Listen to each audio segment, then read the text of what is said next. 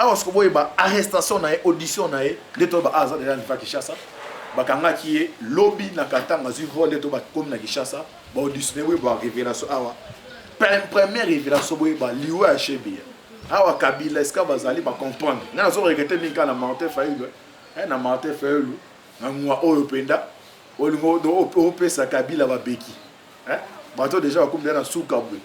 Les Égyptiens wana o bazan sorcellerie do bangonde bazawana mawa batezala kite ba bomi batu ba ibi mbongo alors lelo fa lo pesa Kabila babeki les fêtes on dit matambo mamba o aza burundais ata ba ata na histoire ya Bible ngo dozon di ma na bate Martin fa lo Kabila pesi nini on dit ma kenon tseki da ke ba tambo mamba do bloque ba rwandais bazo c'est grave c'est grave. On est comme sous politique, comme haine. Ok, politique, ce sont en haine et amala monté.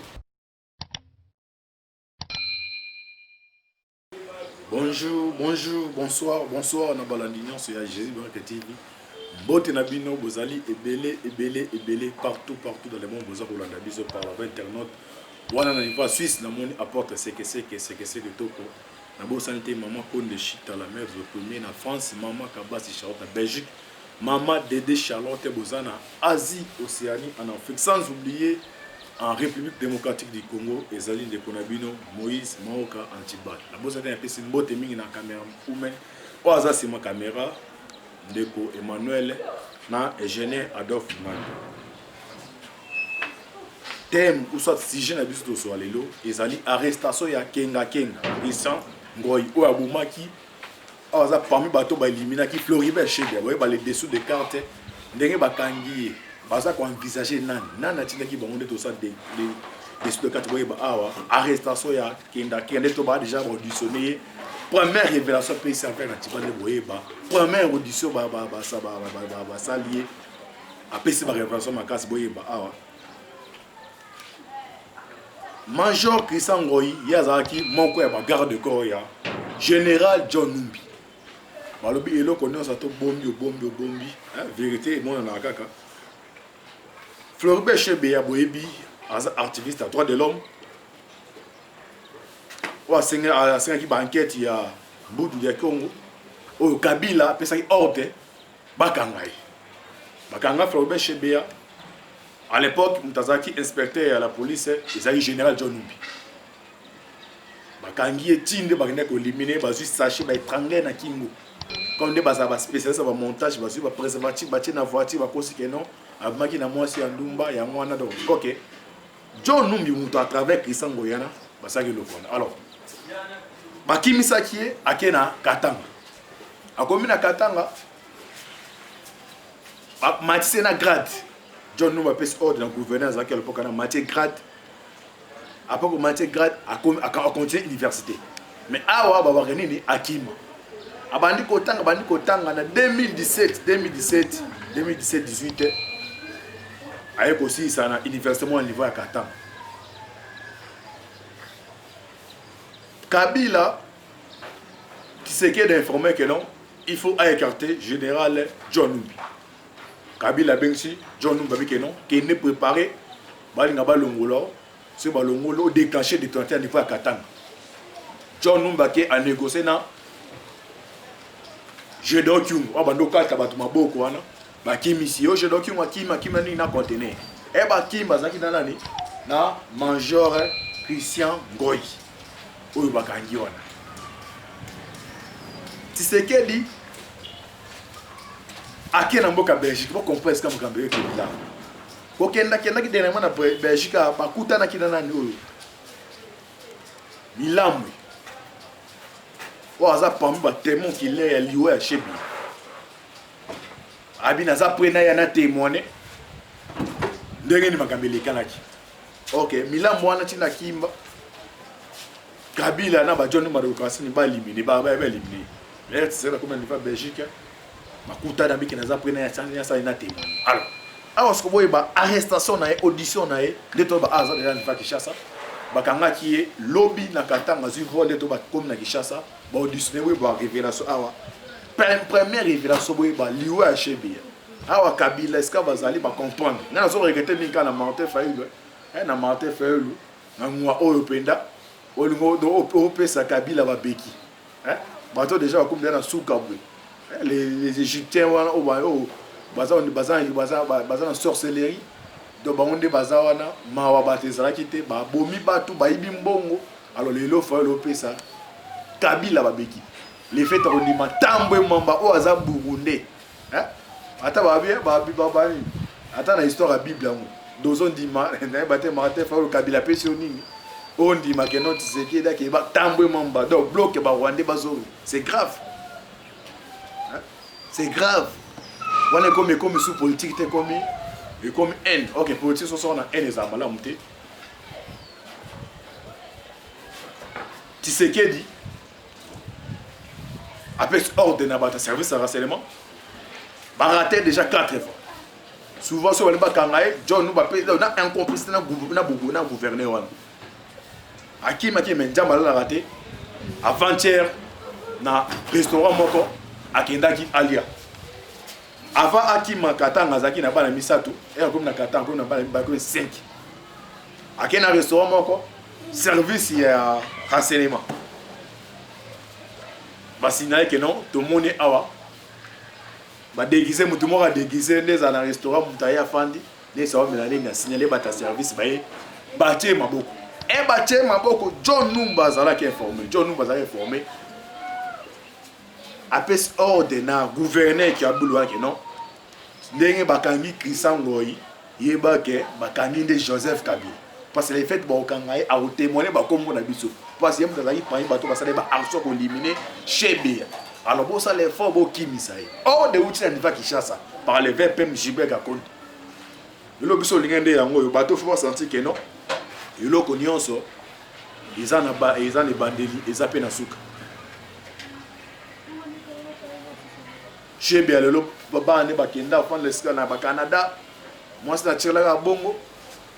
Mpona ni mtasanki enquête moko ya BDK ya Mbudu dia Congo et salema ba éliminer papa ya bana bazwa saché bakangi na kingo alors il faut makiane créer or de outil na Kinshasa ba ke non soka ameki ko lala bato na baza prêt basa la montage ba lo ke basa nini bakimisa ye ça sera méga les mêmes jours aux envol na ba memeti na aéroport Luano azu vol lobinde na buto a lobinde poko lobinde akomaki na niveau ya Kinshasa les bakangi na première audition na ye tolanda bandeko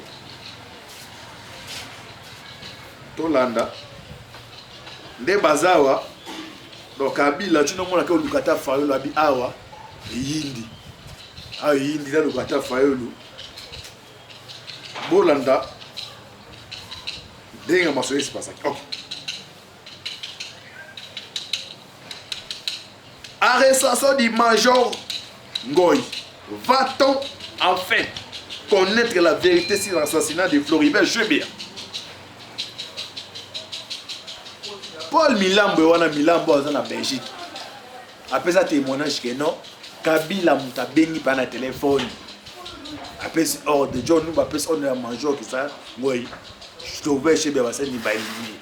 So abolanda a tout temps comme ça boye ba pe audition na ni na sali. Donc on a déjà dans 2 jours on va interpeller ce que John Numbi. Moi je suis dans mon équipe qui Krisangoi John Numbi so yeme yeme si ko ndenge ça et ça mois septembre ça mois makambo. Donc mukolo mozo la mois septembre tout landa tout temps que la bien article pour comprendre qu'est-ce qui se passe maintenant pour en faire à Floribert Chebea. Les majors Krisangoi Kenga et le colonel Daniel Mukalai Watesu faisaient partie de la garde rapprochée du général John Numbi. Banda Tambo. Donc bon, c'est la garde rapprochée.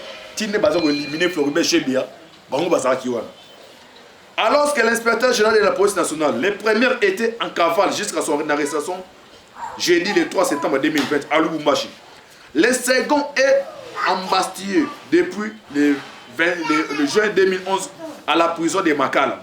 Ces 2 policiers ont joué un rôle digne du grand banditisme dans l'assassinat du défenseur des droits de l'homme Floribert Chebeya Baiziri et la disparition de son chauffeur Fidel Bazana et Dad. Selon certaines informations, dans le cadre du commencement d'exécution de ces homicides d'État, ok, homicide d'État, donc il y a une élimination d'État, où tu as parti à Hirachi ou à Kabila. Le major Christian Ngoy est un capitaine de la DRGS, Direction Générale des Renseignements et des Services Généraux. Alors, il est capitaine, mais il va saluer quoi na kimi ba marché à comme ce major, à partir du marché à côté d'un service à renseignement, il y a dit. Donc par exemple, au moins c'est un de quoi il dépêche yéo ou ba kangio. Ce qu'on est ça, il y a une mutazo au fond dans notre frontière, ma frontière. Tout l'anda bande. Avait loué une maison à un jet de pierre de la résidence de Chebeya sur l'avenue Démocratie à Binjama Kapan. L'annonce de l'interpellation du major Christian Ngoy a retenti mercredi septembre comme un coup de tonnerre. Donc, on va à Kabila, coup de tonnerre. Martin Fayulu, de boîte na politique, ils habitent tout le mais si on dit bateau, on va comme Koluka, ba comprendre que Moutoyo a comme confiné dans les passés. Alors, ceux qui ont bien les soldats du peuple, ils ont craché dans la mémoire. Congolo va profiter pour nous défendre parce que va ruiner beaucoup les alliés bloquent à Kabila. Alors boni nangonga OEP ça bango ba beki boy non so babilo so yela nsaboy. L'annonce de l'interpellation du major Christian Ngoy a retenti mercredi le 3 septembre comme un coup de tonnerre. L'homme a été transféré à Kinshasa. Il s'agit d'un des acteurs clés dans la mise à mort de Floribert Chebeya et de la disparition de son collaborateur Fidel Bazana, praticien d'arts martiaux. Ngoy aurait personnellement torturé les défenseurs des droits de l'homme. Dans une intervention faite sur les ondes de Radio Okapi jeudi le 4 septembre, Ronstem Maketa, secrétaire exécutif de la Voix des Sans-Voix, a émis le vœu de voir les autorités judiciaires de saisir rapidement de ces dossiers afin de faire éclater la vérité sur les circonstances exactes de l'assassinat de ces deux défenseurs des droits humains. Dans un tweet posté sur un compte, Jean-Claude Katende, Association africaine de défense des droits de l'homme, a écrit ces mots. Les lignes commencent à bouger. L'arrestation de Christian Ngoy est un pas positif pour la reprise du procès Chebeya. Le régime de Kabila était un régime protecteur des criminels. Ah, vous comprenez, vous avez Betami. Vous auditionné avec un nom à qui ordre, il y a général John Numbi. Alors, dans le général John Numbi, si Tshisekedi a fait déjà ordre, ils ont une équipe ils ont déjà niveau à Katanga. Ils là, ordre final pour na kotia maboko na John Numbi. Aya awa, aloba, liwa ya Chebeya nani abomaki. Monde chaîne na Istanbul. Ngoya tangi John Numbi. John Numbi boche maboko. Yozaki numéro 1 à la police. Nani hiérarchie ne peut ça qui ordre il a pour éliminer les défenseurs des droits de l'homme Floribert Chebeya. Ce qu'attendait Kabila. Comme Bazan a parlement na bango za immunité voilà. Donc Cour pénale internationale bon qui va révélation Fatou Bensouda. Or que chaque mois le régime a Kabila bando tine 3 millions de dollars pour na koluka ko bomba ba crime ya nini ya crime de ba crime de guerre ba crime contre l'humanité au Kabila commettre à chaque mois parce que états dans ces derniers mois en septembre bando Kabila comme na ba tchai maboko Martin Fayulu na benyo 3 na kombono 3 fois kolingate bato yo basi miso moment na touche Kabila ba tchai maboko azoluka sika moni nyoka so ba 4e mutu ndenge mutu etambolaka aluka sika atika venene ndenge ba bazali wana basanti que non ba comme na suka alors ba luka nani ba aussi mise venene na politika na mo bande ko bolanda message au bon comprendre que non Kabila comme na suka. Les faits déjà Fatou Bensouda on a procuré à ces pays États-Unis quand il va bien sur les États-Unis ils ont ba pression au bazo tchai que non il faut opérer ça ouverture. Alors le 12 septembre une forte délégation qui t'a pour na makambo ya crime de guerre, crime contre l'humanité.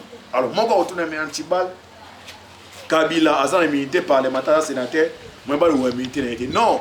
Biso RDC so ba signataire statut à Rome. Il y a ces pays. Alors, statut à Rome, ils ont l'écola condition à Bissau. Alors, dans le statut à Rome, tout ça, c'est crime de guerre, crime contre l'humanité. Il faut la poursuivre par la justice internationale. Les faits déjà font tout bien. Les États, c'est pas comme motiver la pression. Mais si les Égyptiens, Oyo, comme la souka pour faire na bango. Les faits au Canada déjà, on appelle ça la première révélation à Tangjon Numbi. C'est que des pèses ordre, équipe qui est à l'avance, on va Katanga pour interpeller, à témoigner. Là, on appelle ça qui est ordre à éliminer Floribert Chebi. Ce que ça Kabila, instance internationale pour le Maboko. Et on a dit que les Congolais, les Alingonga Oyo, tous les Congolais, à moins qu'on a Ndoki. En tout cas, les Congolais, tout comme Oyo, les Congolais ne sont pas des boucs, ils ont des bandes beaucoup, ils ont des bandes. Oyo, des criminels, des criminels économiques, Beki. En tout cas, millions voilà trop géré. Il est tout ya ba Congolais ba kufa et aux aliko na. Et puis à cause un jour à ta justice à Mukili Samisete, il y a un jambe au Sandise. Donc bato Kabila eska bazali, oui ba que non, et lo konyoso, les ans de bandeli, les appels na souk. Krisangoyi, bakangi atangi John Numbi a fait ça hors de qui te na katanga ba tie maboko, so atangi Kabila, c'est sa chaîne ngo ndeko osale mawana. Jambe apambola bino, ezaki ndeko na bino. Moïse, Mao Kanchiba, on a écrit uniquement pour nous les dessous des cartes. Il y a arrestation, il y a Krisango, Kenga Kenga, ou Azaki Bato, Liminaki Floribert Chebea, ou déjà Azana Kishasa, première audition, a atteint comme John Numbi. Alors John Numbi va interpeller, ce que ça Kabila, qu'est-ce qui va se passer? C'est Yémé, il va retirer ma boucle. Voilà, parce que Baza Batou, va bien Chibalo, tout ce qu'on a dit. Vous priez ma casse pour Nabiso. Mangue bitumbeza makasi, vous voyez des révélations de ça bitumbeza makasi. Mais vous priez makasi pour Nabiso pour na tous ngonga ko pesa bino information à travers. Merci Soumingi na ndeko Emmanuel za si ma caméra, ingénieur Adolphe Ngandu, équipe Obimbaya, Jésus Miracle TV. Bozo vidéo, bo partager, bo s'abonner na ta chaîne pour na bozo des informations à travers. Ndambe apambola bino, affaire à suivre. Ciao.